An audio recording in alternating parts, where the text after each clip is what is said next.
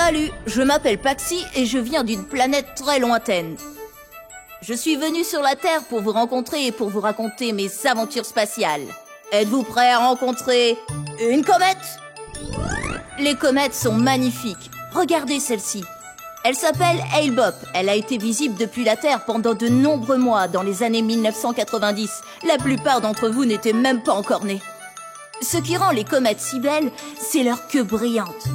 Voilà pourquoi elles sont vraiment uniques dans le ciel. Rien ne leur ressemble.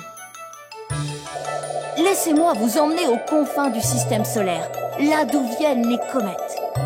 Je veux absolument en repérer quelques-unes et vous les présenter en détail. Vous allez être surpris. Nous y voilà.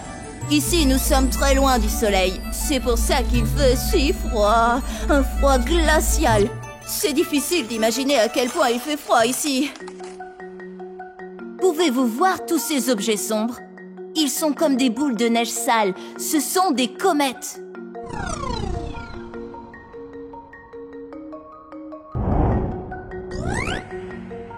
Nous nous rapprochons du soleil et il fait un peu plus chaud ici.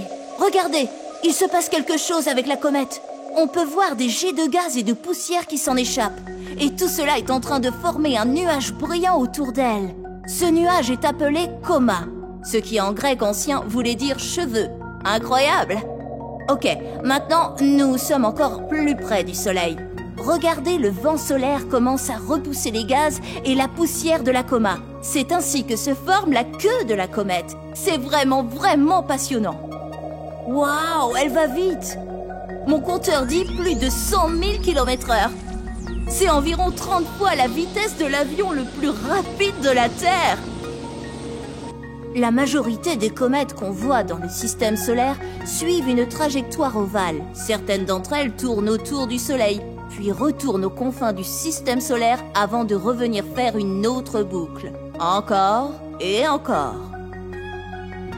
D'autres finissent leur vie en plongeant directement dans le Soleil. Et d'autres tournent autour du Soleil et ne reviennent jamais. Il y a tellement de trajectoires différentes. Laissez-moi vous raconter maintenant une histoire fascinante sur les comètes et sur un vaisseau spatial robotisé appelé Rosetta.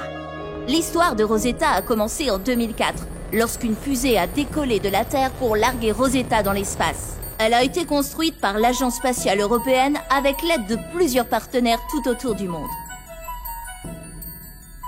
Rosetta a passé ses 10 dernières années à voyager dans l'espace afin d'atteindre une comète appelée 67P Churyumov-Gerasimenko. Et devinez quoi? En 2014, elle l'a trouvée. Rosetta est capable de voler près de la comète alors qu'elle s'approche du Soleil. Elle peut prendre des photos, mesurer la taille de la comète et faire tout un tas d'expériences. Rosetta est assez grosse.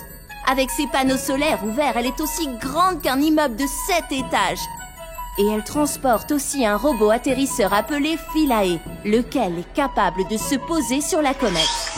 Philae a à peu près la même taille qu'une machine à laver. Se poser sur une comète est compliqué. Si les pieds de Philae n'étaient pas équipés de harpons et de vis pour s'amarrer à sa surface, il rebondirait sur la comète et retournerait dans l'espace. Jusqu'à présent, aucun vaisseau spatial n'a volé aux côtés d'une comète et aucun ne s'y est jamais posé. C'est pourquoi Rosetta est si particulière. L'atterrisseur Philae peut percer la surface de la comète, regarder autour de lui et tâter le terrain. En travaillant ensemble, Rosetta et Philae essaient de comprendre de quoi les comètes sont faites. Toutes ces informations sont stockées dans un ordinateur à bord de Rosetta et une puissante antenne radio les envoie aux scientifiques sur la Terre. Pourquoi est-ce si important d'étudier les comètes ? C'est parce qu'il y a longtemps, quand votre planète était jeune, bien avant les dinosaures et même bien avant que la vie et les planètes n'apparaissent, de nombreuses comètes ont heurté la Terre. C'était un vrai bombardement, croyez-moi. Aujourd'hui, mes amis scientifiques terriens pensent que les comètes contiennent de l'eau. Et même les composants de base de la vie, c'est-à-dire les matériaux ou molécules qui constituent les animaux et les plantes. Rosetta les aide à savoir si l'eau des océans et les germes de la vie ont été apportés sur Terre par des comètes. Donc, nous avons suivi une comète et nous avons vu sa queue se former et grossir en se rapprochant du Soleil. Nous avons aussi appris des choses sur une étonnante mission spatiale, Rosetta. le premier vaisseau spatial qui a volé aux côtés d'une comète, et Philae, le premier à s'y être posé. Bientôt, nous allons savoir si ce sont bien les comètes qui ont apporté l'eau et aidé à créer la vie sur la Terre. C'est génial!